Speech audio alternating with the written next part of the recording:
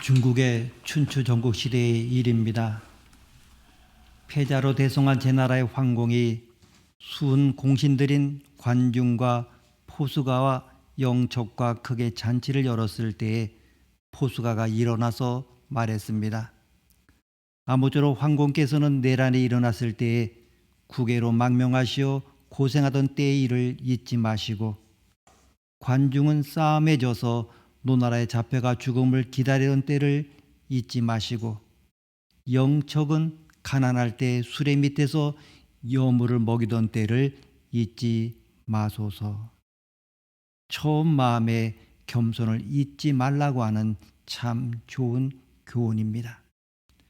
당태종 이세민은 이 고사를 즐겨 인용하면서 언제나 처음 시작하던 때의 겸손한 마음, 고생하던 시절의 마음을 간직하며 자신을 잘 관리할 것을 스스로 다짐하고 신하들에게도 늘 이것을 주지시켰다고 합니다. 그렇습니다. 누구에게든지 처음 마음은 순수하고 겸손합니다. 처음 마음은 때가 묻지 않은 청순함이 있습니다. 그런데 우리가 어느 순간부터 야심을 품을수록 처음에 품었던 순수함과 겸손함을 잊어버릴 수가 있습니다. 원래는 안 그런 사람이었는데 이상하게 변질되는 경우가 많습니다. 처음 마음, 곧 초심을 상실했기 때문입니다. 그래서 어느 날부터 이상이 많으면 명욕이 강해지고 또한 허세를 부리게 됩니다.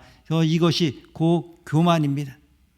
사실 교만이라고 하는 단어의 뜻은 겸손과 아주 대칭적입니다. 이 겸손은 원래 헬라어로는 흙이라고 하는 단어인데 땅바닥으로 내려간다고 하는 뜻입니다. 반면에 교만이라고 하는 것은 다른 사람들 위에 자신을 올려놓는다고 하는 뜻입니다. 얼마나 대칭적입니까? 내려가느냐 올라서느냐입니다. 특히 계급과 지위, 자리와 명예의 욕심을 낼수록 이미 교만해진 것입니다. 처음 마음의 겸손을 잊어버렸기 때문입니다. 오늘 본문을 보게 되면 예수님의 제자들도 처음 마음의 겸손을 상실해가고 있었던 것 같습니다. 그들은 메시아가 이루실 하나님의 나라에 과연 누가 높은 자리에 오를 것이냐가 궁금했습니다. 그들은 높고 낮음의 서열에 지대한 관심을 기울였습니다. 그들의 질문은 누가 크냐, 누가 높으냐 하는 것입니다. 이런 맥락에서 예수님은 겸손의 본질을 가르쳐 주시고자 어린아이를 통한 실물 교훈을 주십니다. 예수님은 어린아이 하나를 한가운데 세워 놓으시고 이렇게 진지하게 말씀하십니다. 3절 말씀 우리가 함께 읽겠습니다. 3절입니다. 이르시되 진실로 너에게 이르노니 너희가 돌이켜 어린아이들과 같이 되지 아니하면 결단코 천국에 들어가지 못하리라. 아멘. 무슨 이야기입니까?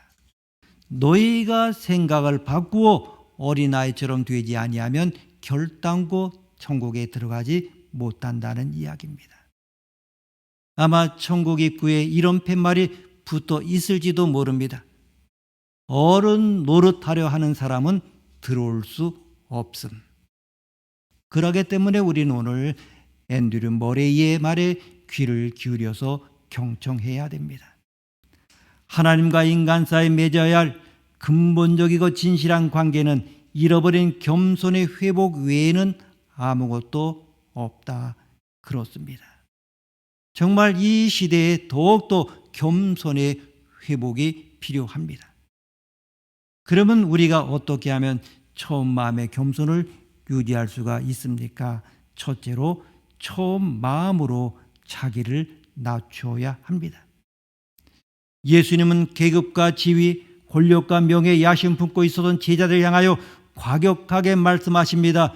돌이켜, 다시 말하면 생각을 바꿔라. 거듭나듯이 바꾸라는 강한 용어입니다. 야심과 자만심과 명예욕과 지배욕을 버리기로 마음을 바꾸라고 하는 그러한 교훈입니다. 우리가 처음 마음으로 겸손해지기 위해서는 생각을 바꿔야 됩니다. 높아지려는 그러한 야심에서 낮아지려고 하는 그러한 마음으로 바꿔야 하는 것입니다. 그야말로 낮은 자리, 그러한 마음이 필요합니다. 자기를 낮추기로 생각을 바꿔야 합니다. 높아지려고 하는 생각을 바꿔야 합니다.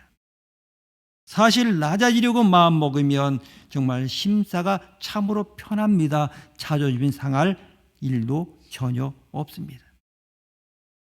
인도에서 선교하던 윌리엄 캐리가 어느 날 그 지방의 도지사와 함께 식사 자리를 갖게 되었습니다. 그때 어떤 관리가 윌리엄 캐리를 내려뜨리려고 하는 의도로 저 사람은 과거의 영국에서 구두 제조업자에 불과한 사람이 아니었느냐고 많은 사람들 앞에서 이렇게 큰 소리로 말했습니다. 정말 자존심을 상하게 하는 그러한 비난에도 불구하고 윌리엄 캐리는 말합니다. 아닙니다, 선생님. 저는 구두 수선공에 불과했습니다. 이렇게 대답하면서 겸허한 마음을 보여주었습니다. 자기는 구두 제조 기술자가 아닌 구두 수선공에 불과하다고 자기를 겸손히 낮춘 것입니다. 겸손한 사람일수록 자기를 낮추자란 용기가 있습니다. 그렇습니다. 자기를 낮추는 자가 용감한 사람이요 낮출 줄 아는 자가 큰 사람입니다. 톨스토이가 이런 말했습니다. 인간은 겸손할수록 더욱 자유로워지고 굳센 사람이 된다. 그래서 겸손해질수록 힘 있는 사람이 되는 것입니다. 존경하는 여러분, 자기를 낮추는 데 신속하고 민첩할 수 있기를 바랍니다. 특히 겸손을 몸으로 실천하기 위하여 내가 먼저 인사하며 낮은 마음을 가져 보입시다. 인사 안 하고 뻔하게 쳐다보며 그냥 지나치는 사람은 교만 때문은 아닙니까? 정말 내가 먼저 머리를 숙이고 낮아져 봅시다. 낮아지는 만큼 행복할 것입니다. 저는 이렇게 표현해 봅니다. 교만한 자에게는 적이 많고 겸손한 자에게는 친구가 많다. 여러분, 우리 모두가 야심과 교만의 생각을 바꾸어서 처음 마음의 겸손을 회복할 수 있기를 원합니다. 그리고 두 번째는 처음 마음으로 자기를 비워야 합니다. 예수님의 두 번째 메시지는 어린아이같이 되라는 실제적인 가르침입니다.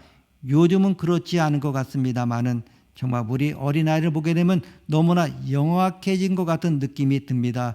아니, 우리 어른들이 부모들이 그렇게 만들었는지도 모르겠습니다. 하여튼 이 어린아이의 특징 중 하나가 무엇입니까? 자리를 연연하지 않는다고 하는 것입니다.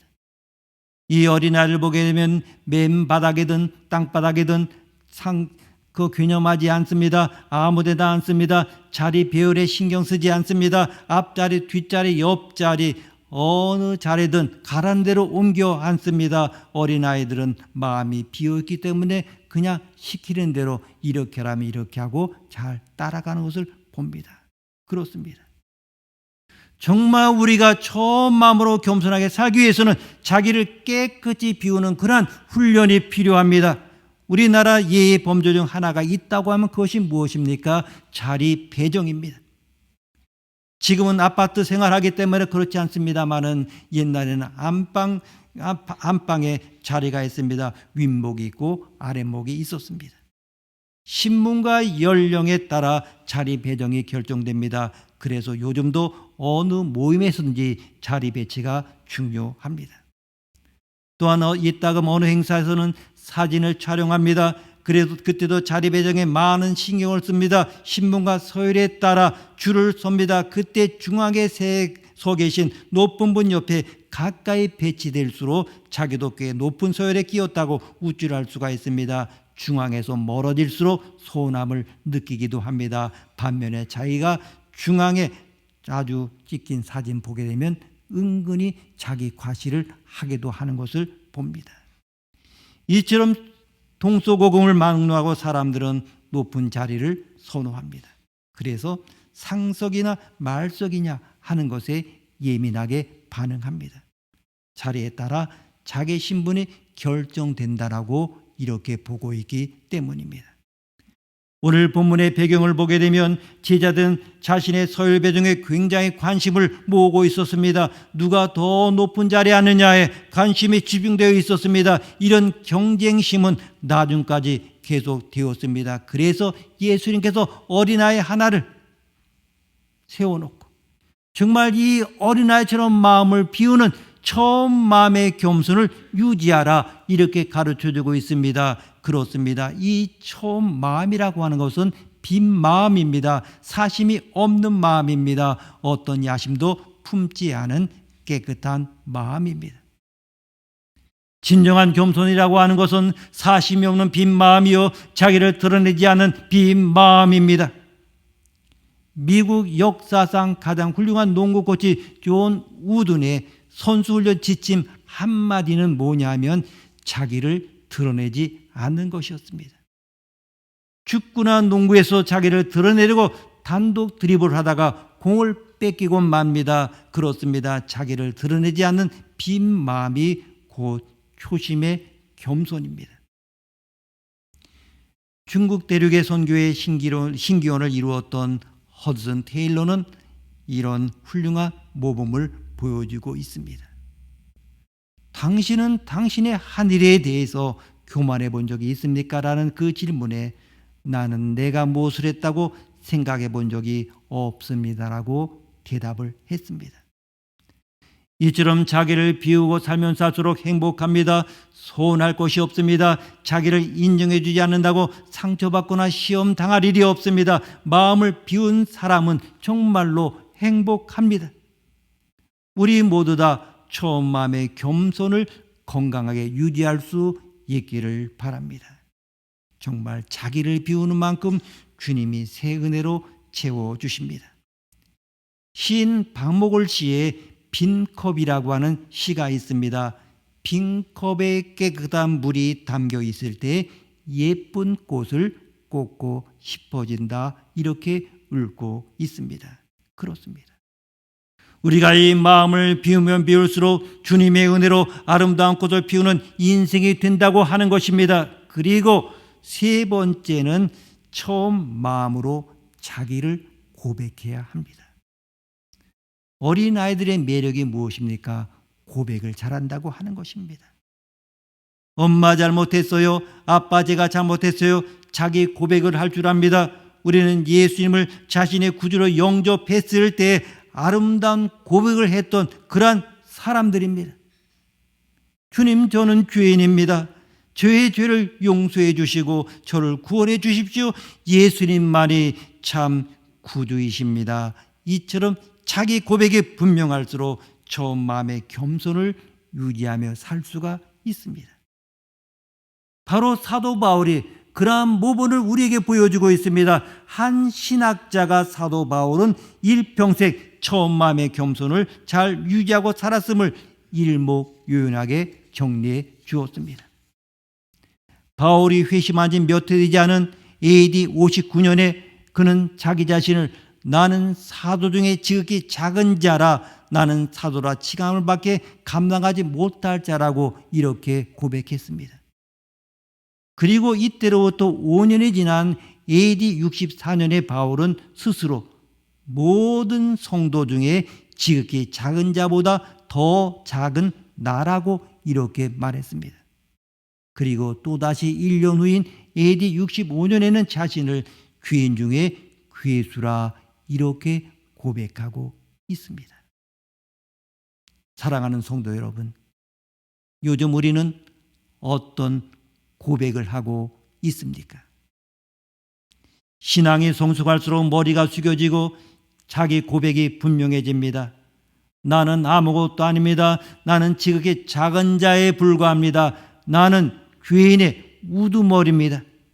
오늘 우리에게도 이런 청순한 자기 고백이 있었으면 좋겠습니다. 저는 언젠가 이혜인 씨의 시를 읽고 큰 감동을 받았습니다. 자기 고백이 겸손한 시입니다. 겸허한 마음이라고 하는 시입니다. 주님, 저는 늘 제 귀를 기쁘게 하는 좋은 소리만 듣고 싶어 하지만 일부러라도 귀를 아프게 하는 책망과 훈계와 충고의 말을 깊이 새겨듣고 즐겨 청할 수 있는 성숙한 지혜를 키워가게 하소서. 꿀맛처럼 달지만 유혹이 되는 칭찬과 찬미의 말은 두려워하고 쓴바기 맛처럼 씁쓸하지만 약이 되는 어떤 충고나 비난의 말을 오히려 즐겨 들을 수 있게 하소서. 조금쯤 억울하게 느껴지는 말들이라도 변명하지 않고 받아 안을 수 있는 너그러운 마음으로 자신을 넓혀가게 하소서.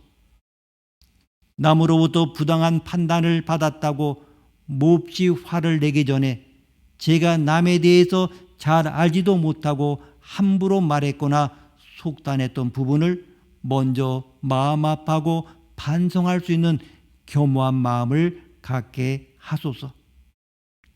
어떤 몸에서건 누가 먼저 저의 좋은 점을 이야기해 주면 조심스럽게 공손하게 듣기만 할 뿐 수다스럽게 부풀려서 맞장구 치는 뻔뻔스러움을 피하게 하소서. 이웃에게 제 자신을 알리려고 할 땐 장점과 성공은 가능한 한 숨겨두고 약점과 실수를 먼저 자랑할 수 있는 어리석음의 용기를 주소서. 주님. 얼마나 숭고한 자기 고백의 기도입니까? 우리에게도 이런 영혼의 고백이 있기를 원합니다.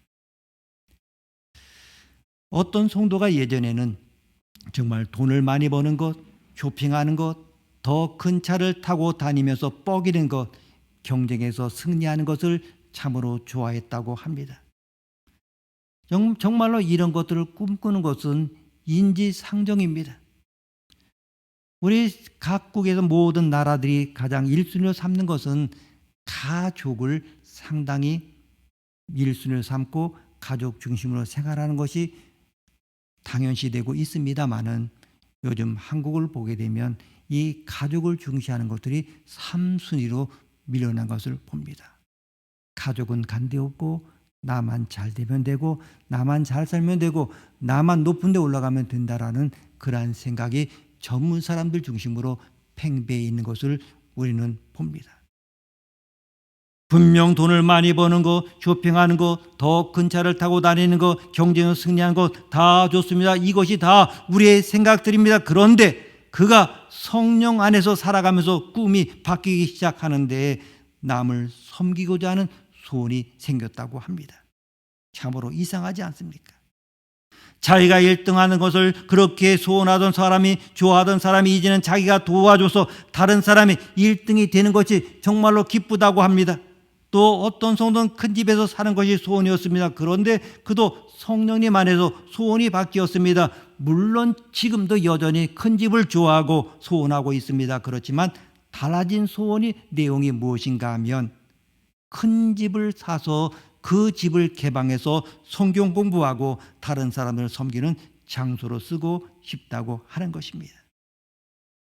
여러분, 우리에게 주어진 모든 것 다 하나님의 선물입니다. 물질과 지식과 은사 모든 것을 섬김의 도구로 사용해야 하는 것입니다. 섬김의 사람이 되어야 되는 것입니다. 여기에 행복과 사랑과 축복이 있습니다. 섬기는 사람, 하나님이 인정하시는 큰 사람이 됩니다.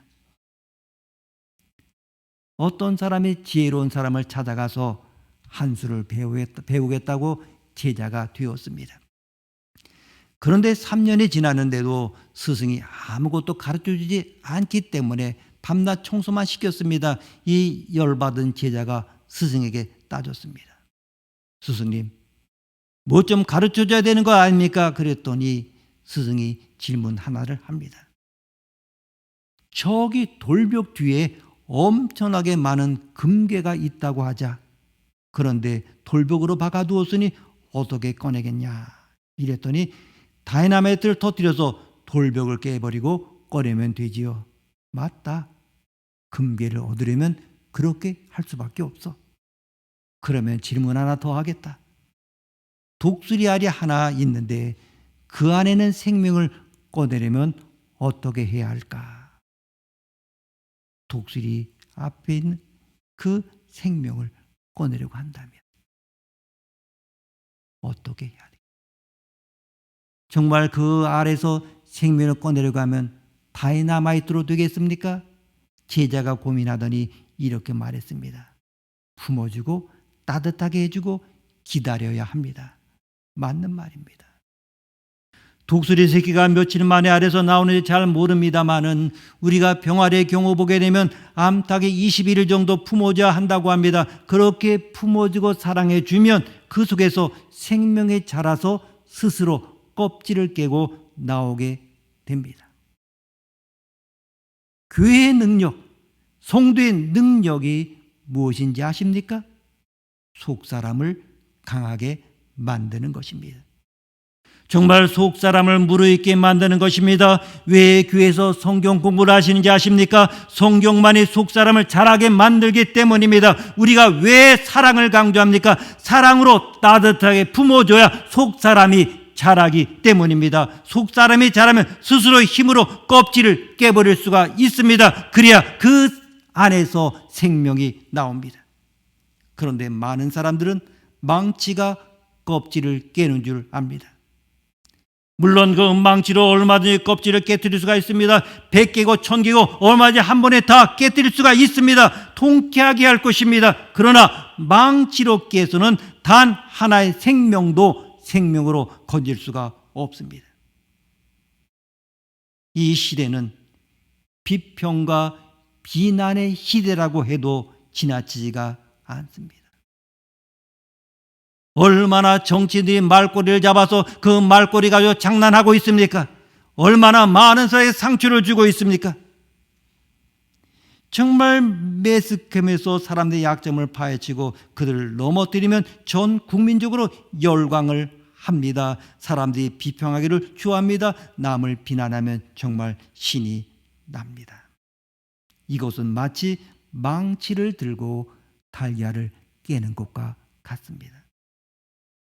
사회의 생명을 살리려는 목적으로 비평한다지만은 실제는 생명의 역사가 없습니다. 요즘 보면 조금이라 배웠다는 사람 가운데 비판하지 않는 사람 없습니다. 많은 사람들이 비판을 잘하는 게 똑똑하다는 증거라고 착각합니다. 그러나 잊지 마십시오. 비판으로는 절대로 생명의 역사가 나타나지 않습니다.